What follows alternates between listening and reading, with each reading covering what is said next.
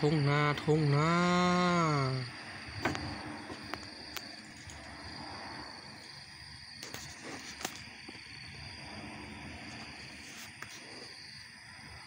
ทุ่งนาทุ่งนาพี่น้องข้าวงามงามข้าวงาม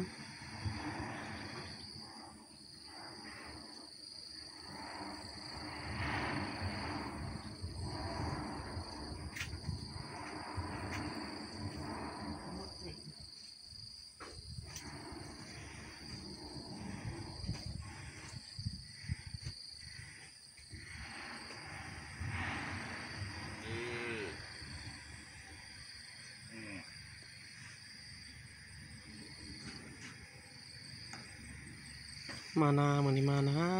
น้องคอยเบิ่งข่าวของเขา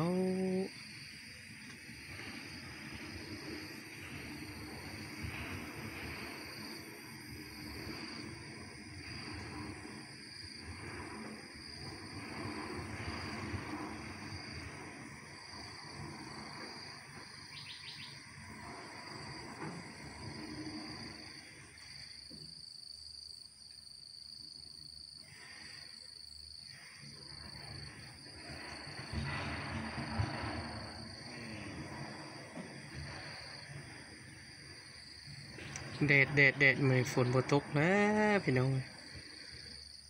เศร้าฝนแล้วเศร้าฝนแล้ว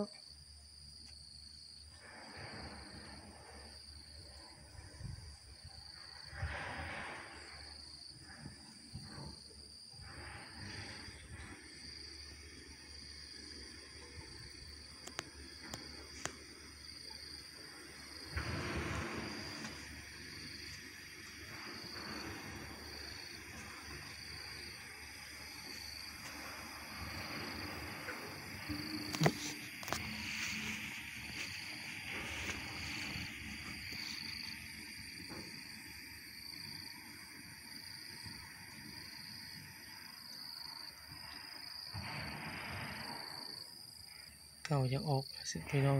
เขากำลังเฮ็ดสาวบ่ได้ใส่ปุ๋ยเลยพี่น้องบ่ได้ใส่ปุ๋ยเลยธรรมชาติเลยธรรมชาติเลยบ่มีเงินใส่ปุ๋ยบ่มีเงินใส่ปุ๋ยคุณธรรมชาติเลยโอ้ยบ่ได้แดดหลายมื้อนี้แดดร้อนแท้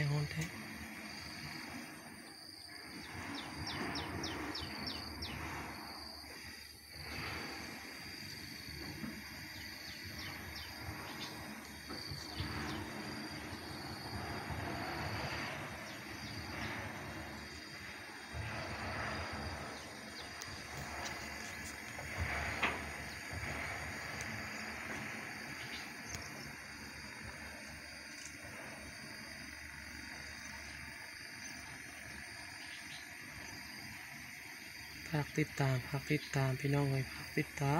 มกดไลค์กดแชร์พี่น้องเลย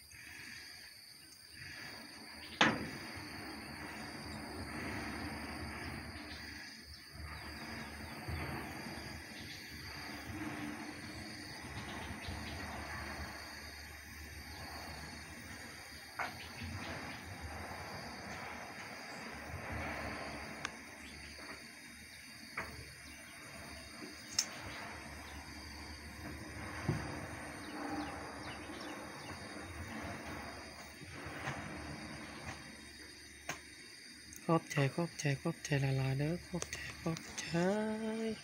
ทุกกำลังใจขอบใจทุกกำลังใจ